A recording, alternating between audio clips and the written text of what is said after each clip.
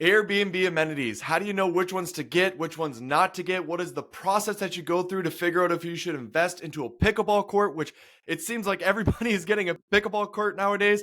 And so you're trying to think to yourself, like, how do I know what to do, right? Is there a process that I can go through? Yes, there is. This video that you're about to watch is going to teach you my process that I have used to be able to determine which amenities we should get and which ones we should not get.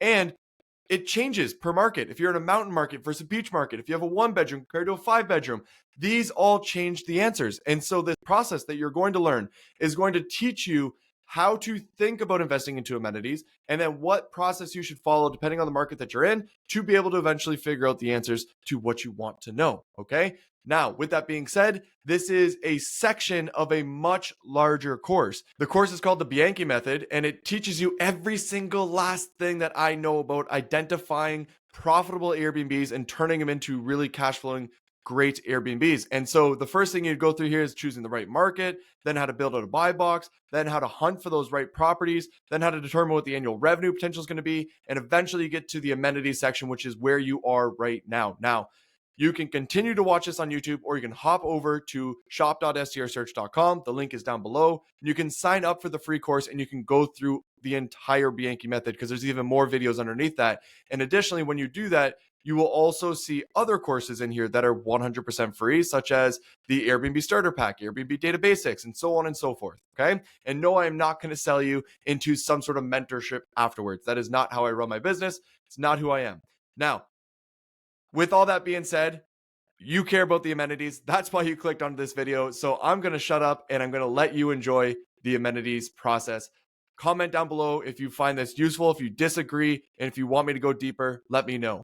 Appreciate you guys. How's it going, everybody? I could not be more excited about this section of the course that you're going to be going through because amenities are everything, and people are just really starting to realize that. Like, some people have truly figured it out, but the vast majority of the people out there are just starting to realize how much amenities are actually affecting their revenue, especially as the market continues to get more and more competitive and Airbnb listings just keep getting better and better and better. And so in this section, I'm going to be teaching you my process that I go through to be able to figure out if you absolutely need an amenity or if you don't, and if it's going to drive more revenue or if it's not, and how to think about that amenity as an actual investment. Okay.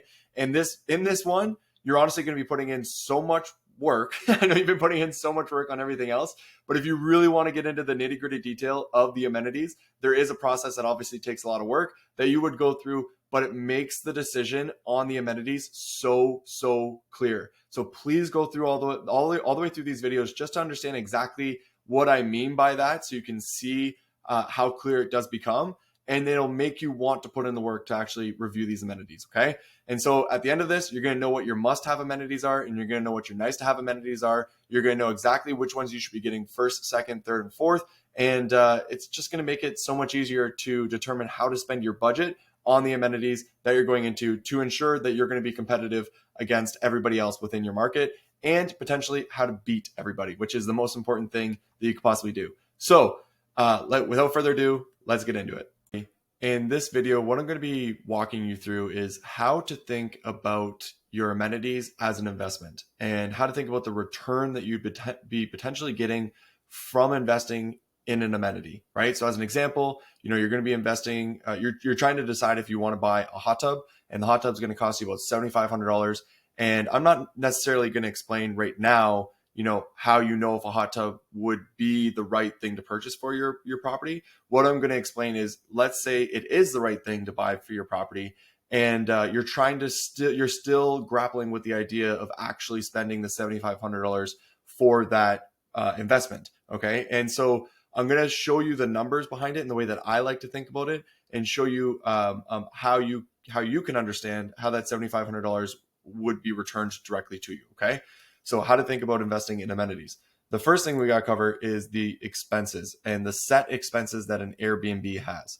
Now, I don't believe that a lot of people truly think about their Airbnb in this way, but you really need to start thinking about it this way. And if you don't have an Airbnb, this is the only way that you should be, thinking about it and understanding it, is that an Airbnb, the vast majority of their expenses are set expenses, right? So as an example, your mortgage, your rent, your property taxes, the insurance that you're going to have on the property, your pool maintenance, your lawn maintenance, your internet, your Netflix subscription, all the different softwares that you use to run your Airbnb.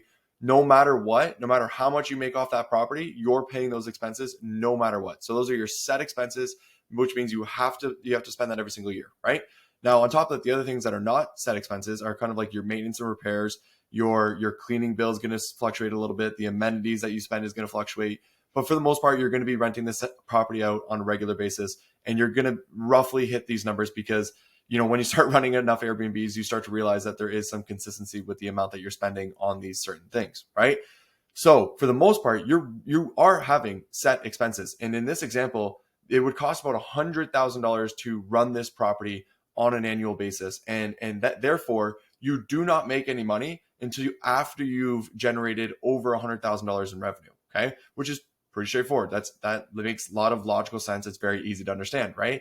But what's important then is how much more you can make over that 100,000. Okay. And so if we look at these two scenarios, in scenario one, the property makes $120,000 in revenue. Okay. And the set expenses is 100,000. And the net profit on that is roughly about 20,000. Okay. And so that's a pretty straightforward scenario. That's how most people will go out and buy a property, and this will be what it looks like, right?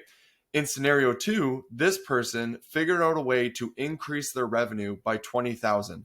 And I'm not necessarily saying that they brought in more people, but they just increased their average nightly rate. So they figured out ways to make their property more valuable, and they were able to get a higher nightly rate for their property.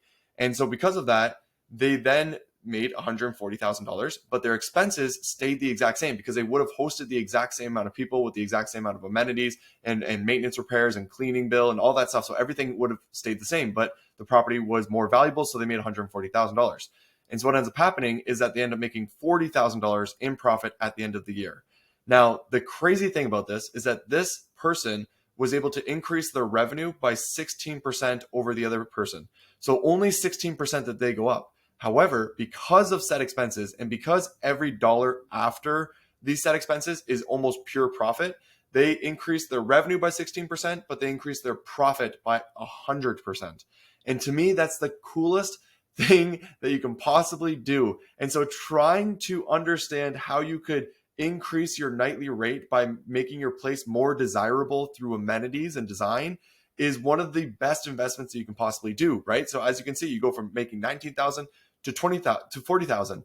And why this is also really intriguing is because a lot of the times people will be stuck in this scenario and they think they have to go out and buy a whole other property to be able to double their income, right? Because they're like, we're making 20,000. What if we bought a whole other home and we made another 20,000? Well, it's like, well, what if you were just strategic about the amenities and the investments and the way you put the property together so that you could actually be making $140,000? Now it's like you bought two homes with the amount of money that's going into your pocket at the end of the day, right?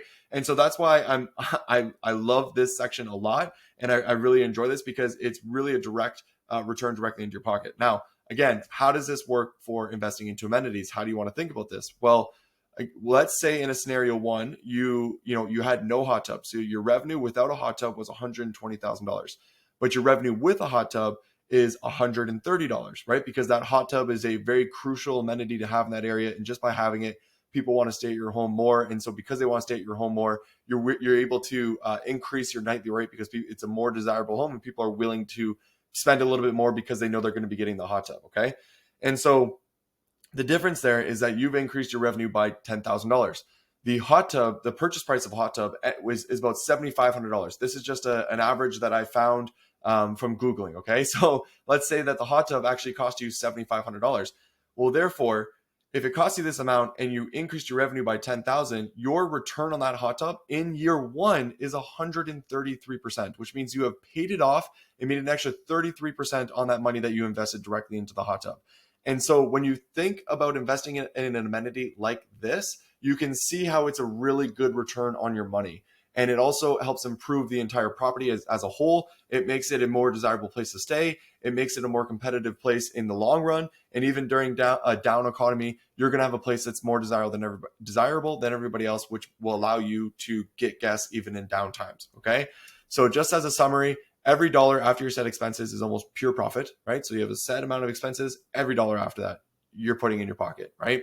If an amenity increases your revenue over your set expenses, it can be your best investment. As I just showed you, you can make 113%. Whereas, in total, the amount of return that you're the property itself, in the total amount that you actually put in, like the down payment and the furniture and everything, is probably closer to like 10, 20, maybe 30%. Whereas this one amenity, you could calculate it as being 133%, right? And then you should try everything you can to increase your revenue over your set expenses, and that's going to be through amenities, and that's what we're going to be getting into the weeds of, and truly understanding how to be able to do that. So I hope that this completely made sense to you. You understand the importance of it. You understand a way of thinking about it, and you're now strategic about the way that you're going to be investing into these amenities. And I'll see you in the next video. Hey, just want to jump in for a second for a quick call to action. Everything that you're learning in this video is only useful if you have an Airbnb, right? Naturally, if you don't have an Airbnb, then you're maybe looking to get one, and maybe at this point in time you're trying to figure it out yourself and you're trying to learn from these different courses, and maybe you've hired a coach or something along those lines. But I just wanted to let you know that we can help you find a property.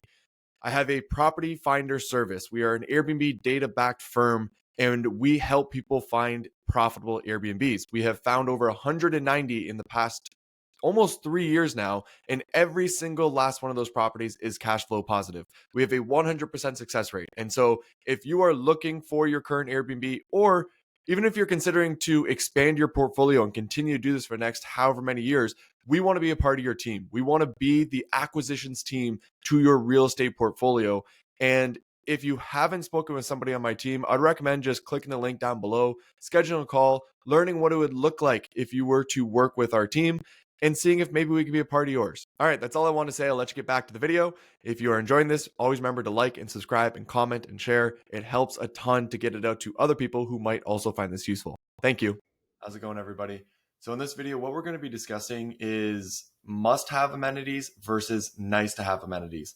To me, these are two very different things, and the must-have amenities are extraordinarily important to be able to keep up with your competition, and the nice-to-have amenities are what help you sort of compete and do better than your competitors, but they're not necessarily needed, okay?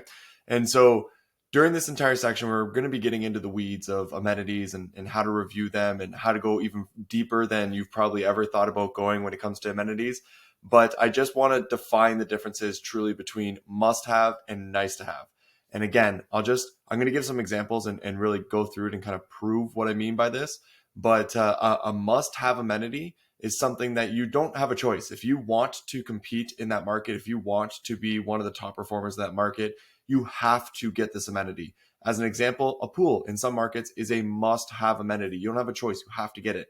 In other markets, a hot tub is a must-have amenity.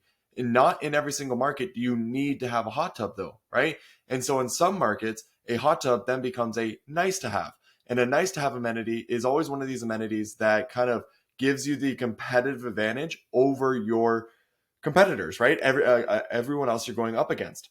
Now, the way that I think about this is that your nice-to-have amenities that's going to kind of give you the leg up are only amenities that you should invest in if you have the money to and you want to, okay? So in other words, when you're doing your analysis and you're reviewing all these different properties that you're going to be competing against, and you assume that your property is going to make $100,000, but it's only going to make $100,000 if it has all these must-have amenities, right? And you know that now after going through all this information, you know that you're going to need certain things to be able to compete and hit the revenue target that you're trying to hit, right?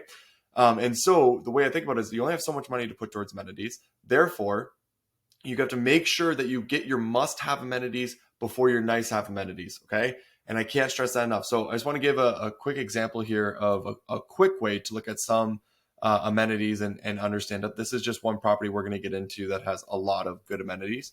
But let's say that we were looking into Scottsdale, Arizona. Okay, so this is a profit map for Scottsdale, and we have some of the amenities lists here, and we're looking into this specific zip code. We're looking into the 4 bedrooms for it. And this section here on the simple data does have a lot of useless information. Okay, so a lot of this honestly is not very helpful. Do they have shower gel? That's not helpful, right? What is helpful is the stuff like, do they have a fire pit? Do they have a pool? Do they have a backyard patio?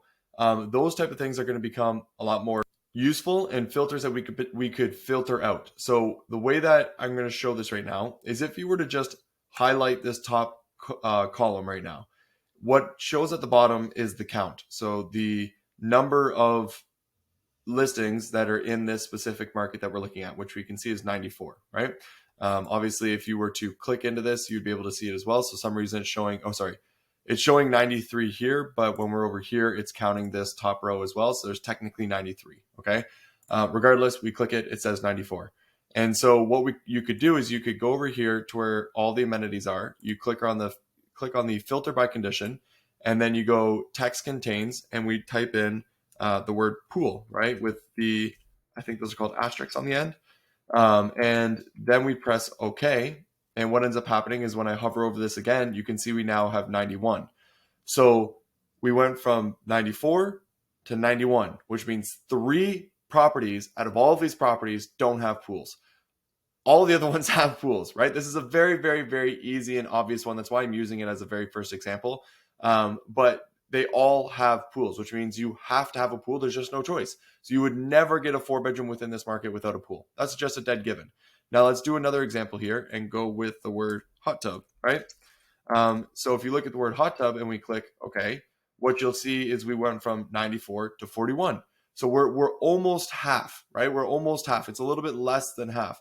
So the other way that you can think about this is you go, well, like, is it a main amenity, right? You don't really know for a fact if it's a main amenity or not. And so what I'm going to do is I'm going to just copy this. I'm going to get rid of it for a second. And we'll go back to having 94. And what I would do is simply look at all of these top properties. So if I highlight all the ones that are making over 100,000, I just highlight their title.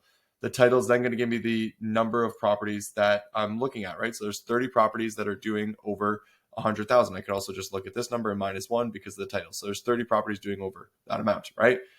Now, if I come over here and do that same filter option and we go text contains and I put this in and click in hot tub, what you can see is that we have 16 out of 30 top properties that have a hot tub.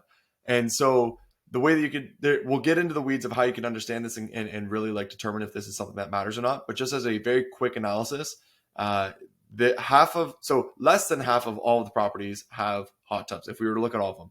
But more than half, just over more than half of the top properties, the top performers have hot tubs.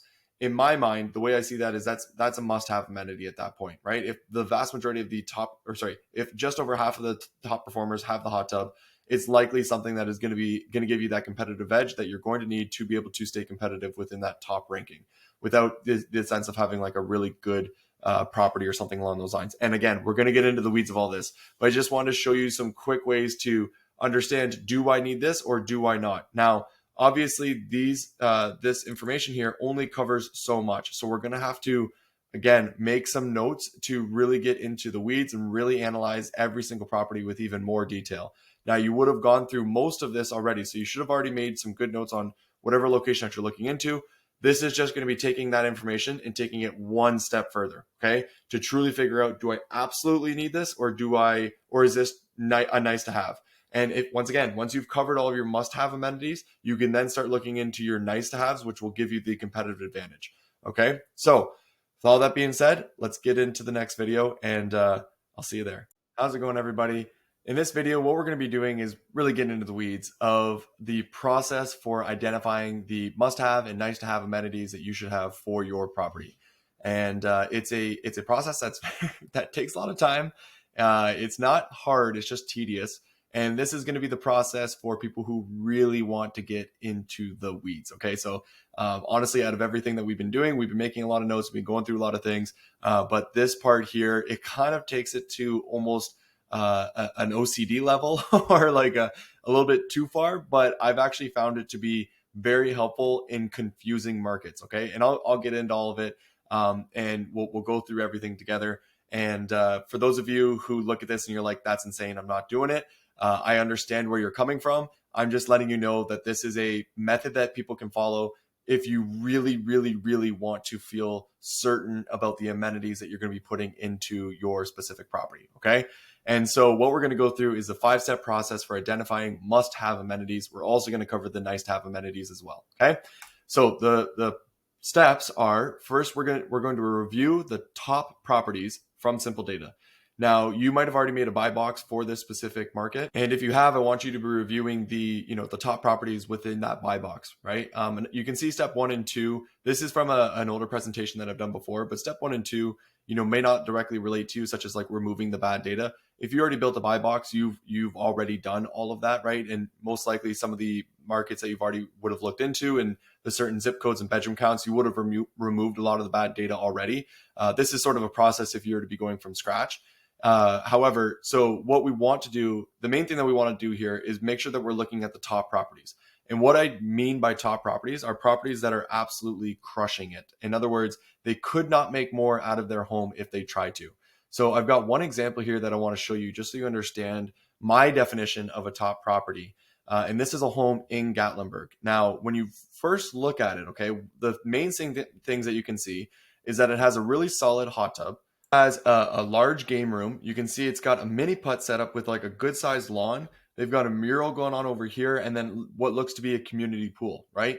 And so at first glance, we can already see that this property is loaded with different things, right? But if we go into it and you start reviewing the actual property itself, you'll notice even more on top of that, right? So like these people have a small home. Okay, I've actually made other videos about this. This is a small home, and this small home is performing as well as some of these really large homes that have views and have indoor pools and things like that. This home is performing so much better than it should be. And it's all because of how all out they went with all these amenities. They did not hold back on anything. You can see they have all of this going on over here. You can see the fire pit over there. They have the whole deck over here. They added a huge mural on the side of this garage. I'm assuming that's a garage.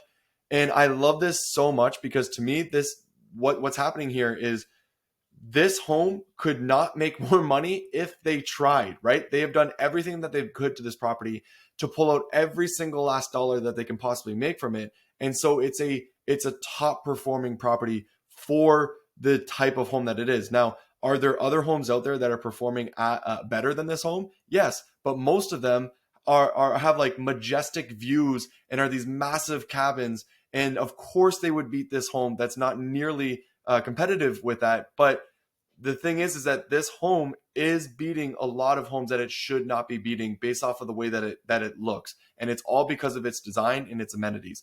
And so to me, when I look at this, I say, this is a perfect property. This is a top comp.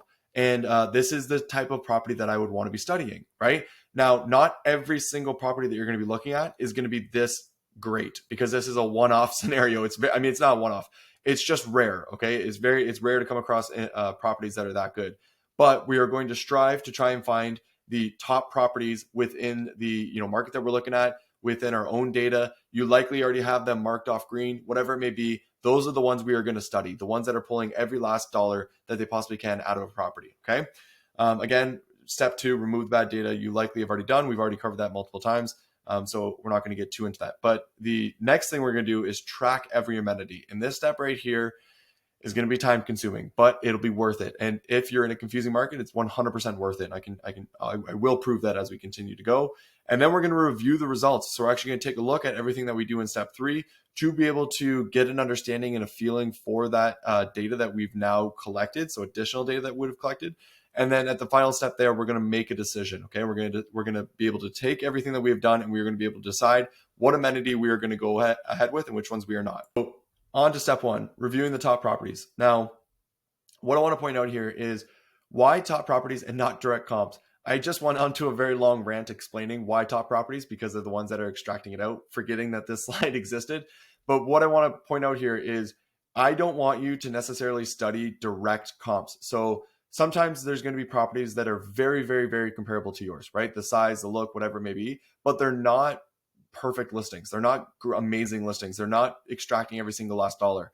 Even though they're very comparable, they're just not doing that. And so what I want you to do is find the top properties that are fairly comparable to you. So I'm not saying you have a 1-bedroom, go study the 5 bedrooms with a pool and a massive backyard and all those amenities, right? That's not what I'm saying. What I'm saying is like try to find homes that are fairly comparable to you. So say you have a 3-bedroom. Well, you could study the 5-bedroom that's down the road that maybe is a perfect listing. What is that perfect 5-bedroom doing? And what can I take from that 5-bedroom and bring it towards my 3-bedroom, right? And that logic is pretty straightforward. So you can apply that to any different bedroom count and bedroom size. And so that's why I always want you to focus on the top properties and not the direct comps. And again, that everything that you see here explains that. Now, another thing that I want to point out is that not every market has top properties, and it's kind of sad because like there's a lot of markets in Michigan, as an example, where it's not that big of a tourist area. There's not that many amazing Airbnbs, and so if you were to try to study the other properties within your market, none of them are going to be perfect listings. None of them are going to perform really well, and so then therefore you're not going to be able to pull some great ideas from top properties. And so what I tell everyone to do in this scenario, if you're in a market that doesn't have any perfect listings, then what I want you to do is find a comparable market and go and study those markets, or go study those listings. Okay, so as an example, LJ is a market that barely has any. It has some good listings, but doesn't have an amazing amount of good listings. Whereas Gatlinburg is a very similar market to LJ, right? It's a mountain town. It's near National Park, I believe, and it's mainly focused around cabins. And so Gatlinburg, obviously being like the number one tourist destination and Airbnb destination and all those things, it has some of the best operators and some of the best Airbnbs in the entire country. And so if you're in LJ, what you should do is study Gatlinburg, study all those top properties, study what they're doing really well, and then bring it over to LJ. And I know for a fact that this works because I have seen people that I know well do this, and they seriously, like, significantly outperform the other properties in their area because they just provide so much more value, and people want to stay at their home way more than any of the other homes. Okay. And so as you can see here, Biloxi against Gulf Breeze, Alabama. Those are two other examples as well. And I apologize if I said that name wrong there, but just find a market that is similar to the market that you'd be going into. It's pretty straightforward. Okay. And again, you want to find all those top properties, and then you want to remove the bad data. I'm not going to get into that because we've already covered that. The next thing we want to do is we want to track every amenity. And this is where, again, it's going to get a little bit hard. Okay. So what you can see here, if you just look at this image, you can see that I've added these columns, and it says log cabin, views, deck, sunroom, fire pit, game room. Okay. In your data, these don't exist. If you're looking at your data, if you go through simple data, if you go through the more complex data, these things don't exist. And the reason being is because there's no way to properly track these things. All the data is scraped, right? It's just scraped. And when you scrape data, that data has to exist. Okay. So in other words, like the words log cabin would have to exist somewhere for us to be able to pull it, for us to then be able to put it in the data set as a useful thing that you could go through. However, that does not exist yet. With AI, it will get there, but it's just not there yet. Okay.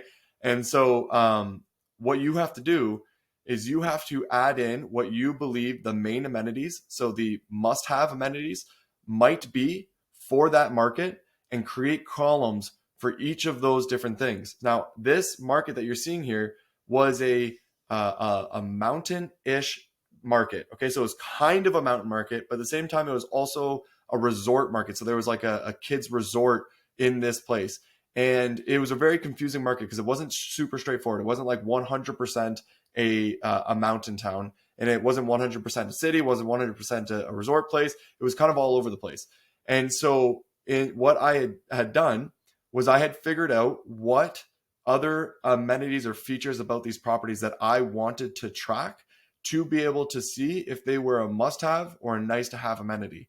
And so I put in log cabin, views, deck, sunroom, fire pit, and game room. Now, one thing I want to point out here is that some of these, they aren't amenities, right? Like a log cabin, you can't buy a home and turn it into a log cabin. That was more so for research based off of like what type of property should I be buying. And what I want to focus on today is obviously amenities, right? Things that you can add. Now, you can't do anything about the views. You can add a deck to the back of the property if you needed to add one. It's going to cost a bit, but you can add it, right? You can technically add a sunroom, but most people wouldn't, add a sunroom. That's going to be a bit of a pricey one. But a fire pit and a game room, those two you definitely can. And I also tracked hot tub as well, but that's not in here either.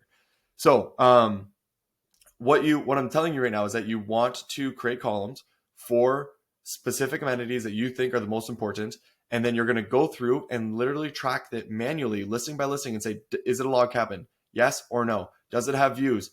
If it does, what level of views does it have? Are they level 10 majestic beautiful views, or is there tree coverage but you can still see pretty well? Or is it like you can just see the tip of a mountain in the distance, or can you see absolutely nothing, right? And you're going to track that level of the view. And then does it have a deck? Yes, no. Sunroom? Yes, no. Fire pit? Yes, no. Game room? Yes, no. Pretty straightforward, right? But this is, like I said, if you're going through 50 listings, you have to track each one of these different things. It can be a lot, but I'm telling you, this in this scenario, exactly like this exact example that I have screenshotted here, was extremely beneficial for the market that I was looking into, because I had a lot of biases about the market. Now, what you might be asking yourself is, how do you determine what are the main amenities? And this should say must have amenities, right? So how do you determine which ones that you should be tracking? Because there's a lot of things you should be tracking. Could you track, if it has cornhole? Should be tracking if it has giant Jenga, if it has a jungle gym. Like, do you track those things, right? And because if you track every single last thing you could possibly see or think of, like, does it have a barbecue, blah blah blah blah, that's going to be a lot, right? And it's going to be really difficult. So what I want you to do is only track the things that you think you should be tracking, that you think are a big deal. And so how do you determine what those things are, right? What I want you to do is, for the first step, I just want you to review some of the top properties, like the top 10, 15, and just casually look through them and try to see what you believe is showing up over and over again. Do you believe that the vast majority of the homes you're seeing are log cabins? Do you believe that most people are having a hot tub? What is it that you think that you're seeing most often? Now, here's the thing. You could be looking through it and not making the notes. And I make this mistake all the time. And that's why I do this, right? Is that you look at all of these things and they all start getting jumbled together, right? You have looked through 10, 20 of these different listings, and you're like, how many people actually had a hot tub? Like, I saw some people had it, but how many people actually had it, right? Was it actually a need? I know that it might be a thing, but I don't know without a doubt that it is, right? And so by writing it down, it gives us the data to be able to make that decision. And so review some of the top properties and figure out what amenities you think that they have that would be the most important to track. Also, what are your bias beliefs for that market? If it's a mountain market, do you believe that everybody needs to have a hot tub? If that's the one thing that you're trying to determine, that's really important to figure out, right? Do you think that you need to have a log cabin? I can tell you for a fact, in Gatlinburg, you need to have a log cabin to be able to hit your numbers, right? It is what it is. Now, some markets you don't need to have a log cabin, right? So anyways, what I'm trying to say is, what is your bias belief about that market as to what is the most important thing? And then those will be the things that you track. You really don't need to track any more than 5 to 10 of these main amenities, because there really shouldn't be too many more of these, right? Now, if we can add some examples here, so main amenities by markets, like mountain towns, there'd be fire pits and hot tubs. Metro markets, you'd be looking for like the design style. So if you're looking into, let's say, 1-bedroom condos within Chicago, and you know that obviously there's not a lot of variances between 1-bedrooms, but what do a lot of people have really well designed homes? Do they have good sized living rooms? What kind of design do they have? What kind of design do they have for that specific place? Is it a level 1 design, level 2 design, level 3 design? You kind of make up what you think and make your own sort of grading system, so that you can see, like, do all the top properties have a level 3 being the max, design style, right? And if they do, then you have to design your property really well. Okay, so that's one way you can track that in metro markets. Does everybody have a patio? Does everybody have views? Right? Some ways to think about this. The family focused markets. Do they have game rooms? Do they have backyard activities? What are the things that you are seeing within those different areas? And those are the things you're going to be tracking. Okay. Now, what about every other amenity, right? So what about every single last other amenity that you could potentially be seeing in there, such as the cornhole, right? Or the volleyball net that you saw in somebody's backyard, or the horseshoe setup that they had, or the mini putt that they had, or the pergola that they had with the hanging lights and the really nice twilight photo. Like, what about all of those additional things that you could potentially have? And so the way that I do this when I'm in a confusing market and I really want to figure this out is, again, I'm going to have my main ones that I'm going to track yes and no. Okay. And then what I'm going to do is I'm going to add in everything else that I'm seeing about a property. And I'm just going to write in each one of these things. So as you can see, some of them are amenities and some of them are just the homes themselves. So I obviously do this for amenities, but I also do this before buying a home. So I'm ensuring that I'm getting the right, best possible home. So as you can see here, there's a lot of notes that I'm taking per property for this area. Now, I'll be honest, I don't do this as in depth every single time, right? It's just for those super confusing markets that we're going to be entering into, and where I really want to make sure that I'm getting everything right. if you're investing into a market and you really want to make sure you're right, this is the work you got to put in to make that happen. So as you can see, even like this is a good example here. So this one had a mini fridge, a dartboard, a foosball, pool table, air hockey, and a basketball court. All of those things, right? They're not going to show up in the data, but by tracking them all here, we now have that information and we can use this, right? These are all going to be potentially our must-have, or sorry, these are all this information here is likely going to end up being our nice to have amenities. Okay. All these things. And so when you're filling out this as well, what's happening is you're realizing all these tiny little details about these properties and likely what's allowing them to do so well. So that's why I'm so huge on taking notes for all these different markets, because you learn so much better when you have to write down what they are doing and you can't just skip over it or skim through it and review it. So write down every single last thing that you're seeing, even like vaulted ceilings, right? You can see that 2-story house. I write those things down as well. Again, this does not directly relate to amenities, but you get the idea of what I'm saying here. Okay. So write all those things down. Now, what are some nice to have amenities or things to be looking for when you're reviewing the property? The home quality is one. So is it luxury? You can usually figure that out from the flooring, the kitchen, the bathroom, right? The pool style, is it square? Is it sort of resort style? Is it just a circle? Is it above ground? Is it in ground? What's the pool deck like around it? Is it a luxury pool deck? Anything along those lines. Type of lounge chairs. This is actually one that kind of blew my mind. In one market that we were looking into, there was one specific type of lounge chair that every single top property had. I then realized that. I told the TechVestor team, and now every single property that we get, we use that exact chair across the board because it gives this higher end feel to the property, which makes people feel like when they spend a higher amount on the property, they're getting their money's worth. And so anyways, type of lounge chairs, square footage. You're not going to be able to actually see the square footage anywhere. But when you're reviewing a property, you can get a general feel for if one is larger than the other, right? The interior design, the paint color, the ceiling height, the games in the game room. This one is pretty important, right? Does everybody have a pool table, or does everybody have like foosball and air hockey? And what you'll notice, and I'll just give this away, is that the vast majority of the top performers are going to have a pool table. It's the number one game amenity without a doubt. And so if your property cannot fit a pool table within that market or within that second living room that you have, you're not going to be competitive with your game room. It's just as simple as that, right? Extra entertainment. So cornhole, mini putt, whatever little game or thing that you are seeing, you should be keeping track of all those little things as you go along. The couch size, is it an uncomfortable looking 3-seater, or is it like one of those L-shaped, really cozy feeling looking places with I think it's called a shay with the extra for your legs that you go out. You can see I don't know these things.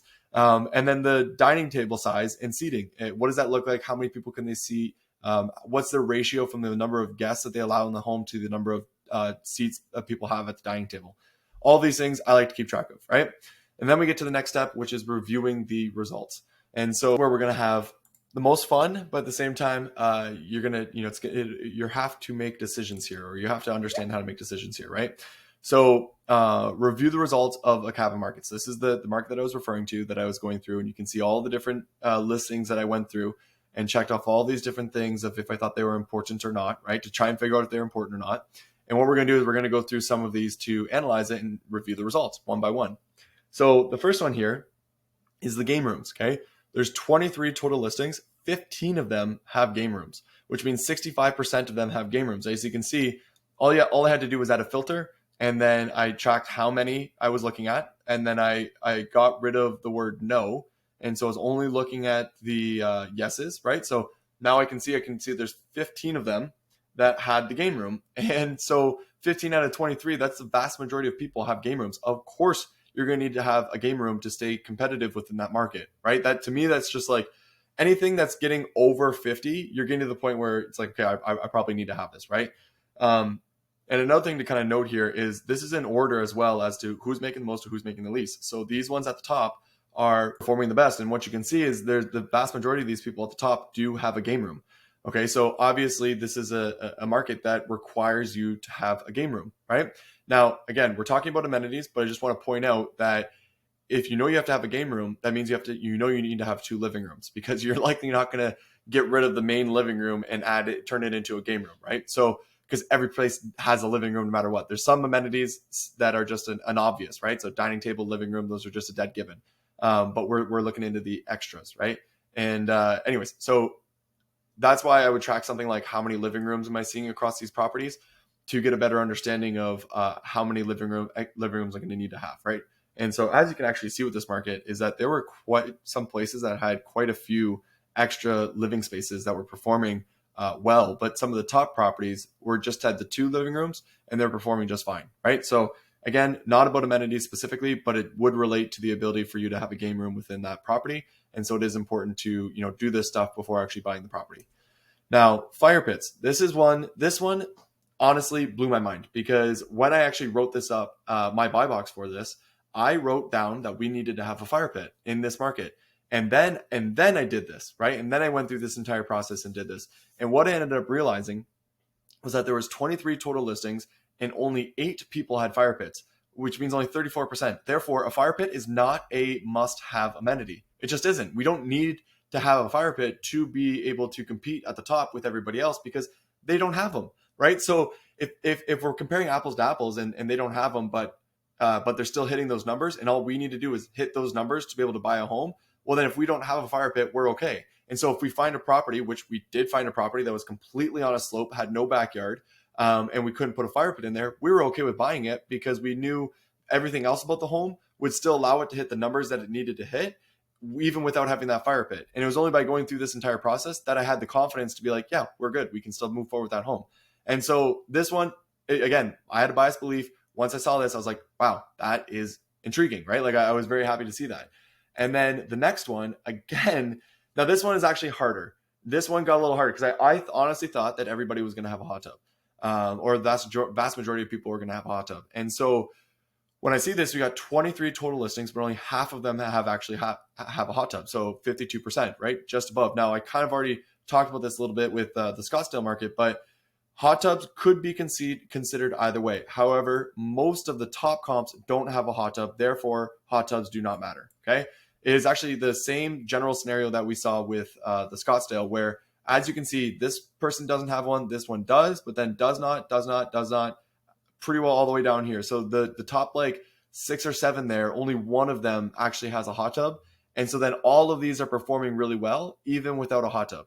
And then as you can see, there's a huge row of people who do have a hot tub, and then it kind of goes back and forth. And so as long as I think that our property is going to end up here and not within this range of homes, then I would say that we would not need to have a hot tub. So if we're competing with these homes, in other words, like these homes are obviously going to be bigger, better looking homes, right? It's not all just about the design and whatnot. It usually comes down to the bones for the top properties as well. And so if we're competing up against these guys, I go, well, yeah, we don't need to have a hot tub. If we're competing with these people, it's like, yeah, we need to have a hot tub, right? It's pretty straightforward, right? And when you do this as well, and you track all this extra data like we've done here, and sorry, I'm trying to go backwards. So when you track all of this, and then you actually start using it to do a property valuation, you're able to use this to say like, hey, out of the comps that I think my property is most comparable with, does it have these things, right? Instead of just saying like, what do the top ones have? You can actually use it for everything. So this makes your buy box even stronger than it was before. So the nice to have. So now that we've completed all this, we've gone through how to review if you need or don't need certain amenities within a certain market after tracking all this information. And now you can have the confidence to be able to move forward with some things or not, right? I want to summarize it real quick before I hop onto the the nice to have amenities. Okay. So let's start over here. So with this one, we realized that the game rooms were extremely important. As an example, within this market, I knew for a fact, I stress to the design team of TechFester that they have to go all out with the game room. We actually put way more money into our game rooms for this specific market than any other market, simply because it is an amenity that the vast majority of people have. And the other 2 main amenities like fire pit and hot tub, most people don't have. Therefore, these 2 are not the biggest deal, but the game room is the biggest deal. So we put more money into the game room over other things, right? So the money that would go into the fire pit goes into the game room, and the same idea with the hot tub as well. So as a summary, sometimes it's going to be super clear what you're supposed to do, right? As the game rooms, super clear what you're supposed to do. Fire pit, very clear what you're supposed to do as well. But sometimes you run into this where the hot tub or whatever amenity it might be is sort of almost break even. And again, I want you to realize that it depends on the properties that you're directly competing with. And sometimes if you can see that there's the properties that are just slightly better than you, they all have hot tubs, then you want to get it, right? Because it's going to put you, maybe move you up into that category, or put you above everybody that you're directly comparable with, and kind of put you in between your comparable properties and the other ones that are doing a little bit better than you. Okay. And so that's how I want you to be thinking about these must-have amenities, the ones that you've been tracking to try to determine. And then from here, what we're going to do is move into the nice-to-have amenities. This is everything else that makes you gives you a competitive advantage over everybody else. Okay. So the nice-to-have amenities, again, you would have tracked everything this way and added all this additional information into here. Now, how do we actually use this in a way that can be beneficial? And so, as an example, cornhole is a very common amenity that a lot of people just throw into the properties to give their guests something to do. It's a fun game. People enjoy playing it, right? However, the data does not track if a property has cornhole or not. Airbnbs do not track if people have cornhole or not, right? Because it's not something that people look up, and it usually isn't a make or break amenity. However, it's a nice to have, right? And so what you can do once you've added in all of your notes into the note column, what you can do is do the control find option. So, on a PC, it's control F. And when you do that, it's going to pop open this option to type in a word, and every single, cell that has that word within this data set is going to show you, it's going to highlight them green. Okay. Sorry, I didn't explain that very well, but anyways, it's going to highlight it green. Okay. And so what I want to point out here is, in this example, and this would have been a Scottsdale property here, the cornhole highlighted 7 out of the 11 listings. And so by typing that in, vast majority of people have cornhole. So now cornhole actually becomes a must-have amenity. I didn't track it like the other ones because I didn't see it as that big of a deal to track, right? But I now know that I'm going to put cornhole in every single one of my properties within this area because 7 out of 11 listings have it. And you can see even here, like this is the first property, and then the next 3 have it. So 3 out of the top 4 have it. So therefore, I'm going to put cornhole into this property. And you can do this for so many different things, right? So if I were to type in bocce, I guarantee bocce wouldn't show up that often. If you were put in gym, I guarantee it wouldn't show up that often, right? But some of these things that you did put in would show up more often than not. And a good example of this as well is in this market over here that we've just been reviewing this entire time. High ceilings is something that I actually should have tracked here, because it's a feature that does show up over and over and over again. And so when we're looking for a property, we try to find one with high ceilings. Again, we're focusing on amenities, but I'm just pointing out how the bones of the property can also be tracked this way as well. Okay. So nice to haves, use the find feature, use the exact same logic that we did before, and it's going to help you make a decision. So in a summary, if the majority of them have it, then you need it. Okay. If all of the most comparable properties to you have it, then you need it. And if all the top properties have it, you need it. Okay. Now, I want to just kind of go back on this one. This one says if all of the top properties have it, you need it. Now, yes and no. Okay. I'm gonna go back on what I wrote here and just say that yes and no, because sometimes the top properties have put like $100,000 into amenities, like just amenities. They put $100,000 into. And they have like most likely a much bigger home and a much nicer home and all these things. So, sometimes when they've gone all out, and if I go back to that Gatlinburg property, they went truly like all out. Now, would I say that if you had a comparable property to this one, do you need to do absolutely everything that they did? Well, if you're planning on doing exactly as well as they did, then you most likely do. But if you're okay with doing slightly less, then you don't need every single last amenity that they did to be able to hit that mark. Okay. Just as a sort of way of thinking about this. Now, let's move on to the next section, which is making a decision, because everything that we just went through should have helped you have a better understanding of how to make a decision. However, there's other factors we need to consider when we're making this decision, right? And so the first one being the figure out the price for every amenity. So you can't just decide that you're going to get all these amenities, because they could add up to like $60,000-$70,000 to get every single last thing that you wrote down as a must-have amenity. So what I want you to do is actually price out all those amenities. How much does it cost to put in a putting green into my backyard, right? Because I saw that as a must-have, so I'm going to put that in there. Then determine which amenities you can afford now and which ones to get later, because the reality is that you're going to have a budget, right? So there's only going to be so much money that you can put towards the amenities to hit that mark. And so when you list out what all the must-have amenities are and then what the price is for all of those amenities, you can then determine which ones you can afford and which ones you cannot, and then which ones you should get later, right? And then if you can get every must-have amenity, then review the nice-to-have amenities and repeat the exact same process that you would go through for the must-have amenities. Okay, it's very fairly straightforward, right? You have 10 different items that you think are must-have amenities, and you priced them all out, and you realize that you can only afford about 6 of them. Well, out of those 6, which ones would you consider to be the most important? So you have 10 must-have amenities. There's likely an order as to which ones are the most must-have, right? So as an example, if we were to go back through that example we were just going through, a game room was more important than a hot tub. Therefore, game room would be the sort of top amenity that I would get before I would get the hot tub, right? And the hot tub is still something I could be considered a must-have amenity. But if I couldn't afford it at that moment, I had to wait a year, then I wait a year to get it. And when you do that, and when you know you're not putting that amenity in there, make sure to drop your revenue a little bit to say, hey, I'm not going to have that in there, so I'm not going to be as competitive as these properties I thought I was going to be competitive with. So I need to lower it a little bit so I know that my realistic revenue is less than these properties that do have that hot tub. Okay. And that's just the reality of investing into real estate and in Airbnbs. You can't just throw all the money in the world at these properties. And so I think that's everything, but let's see. I think that we have, okay, one last section here is don't overcomplicate it. Analysis paralysis. I usually make this at the end, but I'm going to add it in right here. So overanalyzing actually makes it easier to make a decision. So I say this over and over and over again, every single section. I'm gonna actually save all this for another video. But the summary that I want to go through here is that the 5-step process I just walked you through was that we reviewed all the top properties from simple data, whether those be the properties that you brought into your buy box, or you're actually using from a specific zip code and bedroom count within the profit map, or just literally the simple data and you've gone to the top properties. Okay. We reviewed all the top properties. Again, we removed the bad data. That's a given. We do that every single time. We tracked every single amenity. Now we tracked the must-haves and the nice-to-haves, and we figured out which amenities we thought would be the must-haves and what we thought were the main amenities.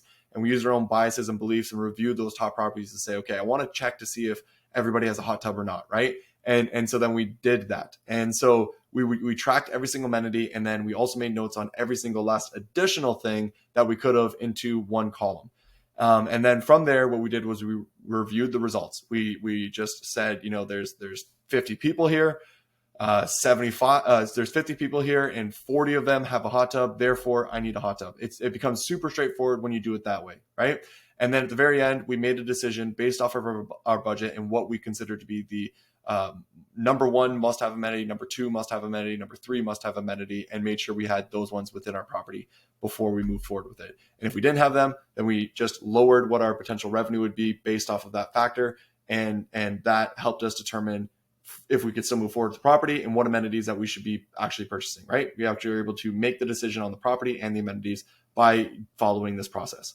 And so that's everything for this process and how to analyze amenities extremely in depth. As you can tell, there's so many little details that you would need to go through to make this work. But I'm telling you, if you're confused in a market and you really just can't seem to figure it out, take the time to do this.